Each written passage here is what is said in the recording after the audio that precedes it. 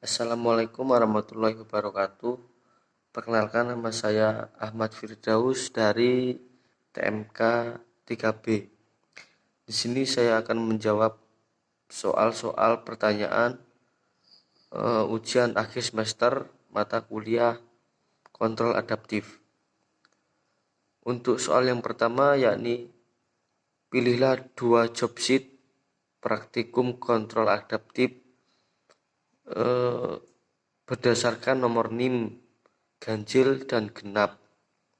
Di sini saya memilih, berhubung di sini saya NIM genap, saya memilih yang pertama, memilih input push button, yakni memiliki tujuan sebagai yang pertama menggunakan Arduino sebagai input melalui push button untuk mengaktifkan LED.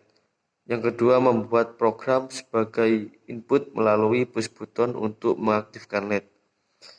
Adapun alat dan bahan yang digunakan input push button ini adalah pertama, 1 buah papan Arduino Uno, kedua 1 buah breadboard, yang ketiga 4 buah LED warna merah, kemudian yang keempat 4 buah resistor 300 ohm, kemudian yang kelima adalah kabel jumper. Kemudian untuk rangkaiannya, yang pertama yakni menyiapkan LED dan push button pada project board. Kemudian yang kedua yakni salah satu kaki push button dihubungkan ke GDN di project board. Yang ketiga adalah setting avometer untuk menghitung resistensi. Kemudian yang keempat, untuk LED sambungkan kaki negatif atau pin pendek ke GND dengan resistor. Kemudian yang kelima, kaki positif atau kaki yang lebih panjang disambungkan ke pin 8 pada board Arduino dengan jumper. Kemudian selanjutnya membuat program pada Arduino Uno untuk membaca keadaan input melalui push button atau untuk memprogram input push button. Kemudian yang kedua, saya memilih aplikasi potentiometer, yakni tujuannya menggunakan Arduino untuk aplikasi pengaturan dengan potentiometer. Kemudian tujuan yang kedua yakni membuat program sederhana untuk aplikasi pengaturan dengan potentiometer. Adapun alat dan bahannya yakni 1 buah papan Arduino, 1 buah breadboard dan 1 buah LED warna merah, kemudian 1 buah resistor 300 ohm dan 1 buah potentiometer, kemudian kabel jumper. Adapun rangkaian percobaannya yakni pertama, sambungkan kaki positif LED ke pin 9 pada board Arduino. Kemudian yang kedua, kaki negatif LED disambungkan dengan resistor ke Uno, ke GND. Yang ketiga, kedua ujung kaki trimmer yang satu sisi masing-masing disambungkan ke plus 5V dan GND.